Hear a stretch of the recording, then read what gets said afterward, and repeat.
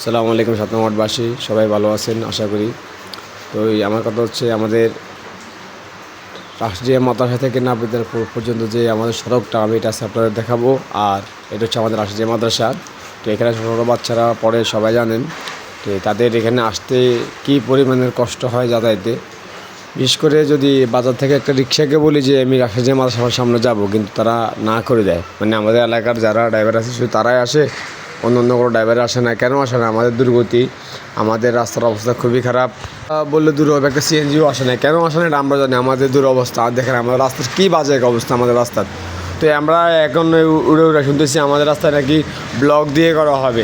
তো আমার কথা হচ্ছে, যদি এখানে ব্লক দিয়ে আমার রাস্তাটা করা, আমার রাস্তা 2 মাসও টিকবে না। যে ভবনগুলো আমাদের এলাকায় হচ্ছে, যত 5তলা 10তলা যে বিল্ডিংগুলো হচ্ছে, এগুলোর যদি মালগুলোই টানে, ব্লকগুলা 2 মাসে শেষ হয়ে যাবে। 2 মাস লাগবে না ব্লক দিলে। আমাদের এখানে যদি পাথর দিয়ে ঢালাই দিয়ে দেয় একসাথে, তাহলে ইনশাল্লাহ 10-15 বছর আমাদের এই রাস্তাটা সুস্থ থাকবে, ভালো থাকবে, রাস্তাটা টেকসই হবে। আমার কথা হচ্ছে, আমাদের রাস্তাতে যদি দেওয়া হয়, তাহলে এভাবে ব্লক না দিয়ে এই পাথর ঢালাই দিলে আশা করি ভালো হবে। আর বিশেষ করে দেখেন, প্রত্যেকটা রাস্তায় মানে এখানে মানে যাতায়াতের কোনো অবস্থা আছে, তবু আমরা এভাবে সাতনামঠবাসীরা বসবাস করতেছি।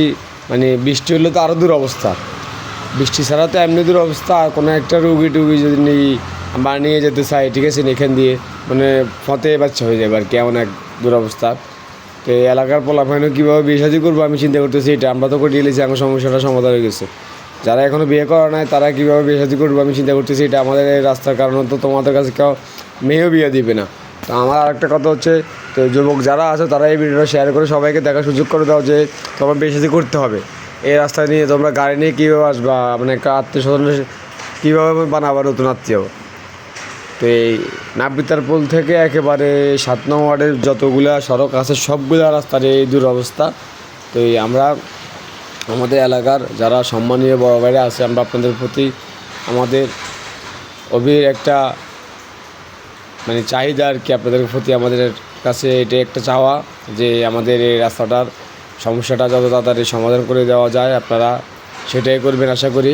আপনাদের প্রতি আমাদের অবশ্যই শ্রদ্ধা ও ভালোবাসা আছে।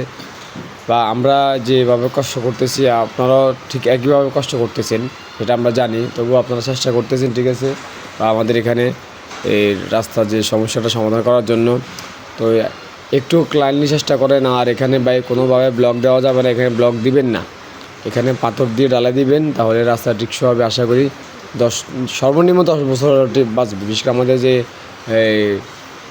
খালপাড়ে যে রাস্তাটা হয়েছে, এটা তো দীর্ঘদিন অনেক ভালো ছিল, এখনও ভালো আছে। তো আমাদের এভাবে করে দিবেন।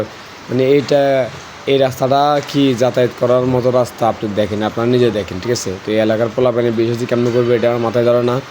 মানে রাস্তার তো বাজে অবস্থা, এই এলাকার পোলাপানি কেমন বিশেষই করবো। তো আমি সবার জন্য বলতেছি, যদি আপনাদের ভালো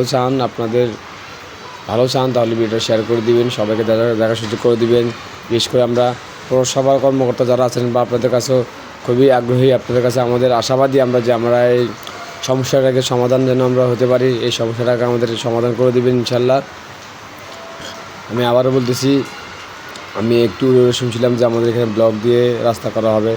আসলে ব্লক দিলে কোনো ধরনের কোনো উপকারী হবে না, আরও ক্ষতি হবে। ব্লক দিলে রাস্তা আরও বাজে অবস্থা হয়ে যাবে। যখন 2-3টা ব্লক সরে যাবে, তখন রাস্তাটা খাদ হয়ে যাবে, তখন আরও দুর্ঘটনা আর বেশি হতে পারে।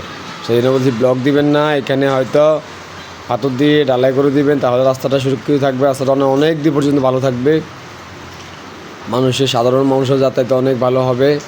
আর বিশেষ করে ব্লক দিবেন না, ব্লক আমরা চাই না। আর যদি আপনাদের ভিডিওটা ভালো লাগে, আমি অনেকক্ষণ যাবৎ কষ্ট করে বৃষ্টিতে ভিডিওটা বানাইছি, ভালো লাগে ভিডিওটা শেয়ার করে সবাইকে দেখার সুযোগ করে দেবেন। খোদা হাফেজ।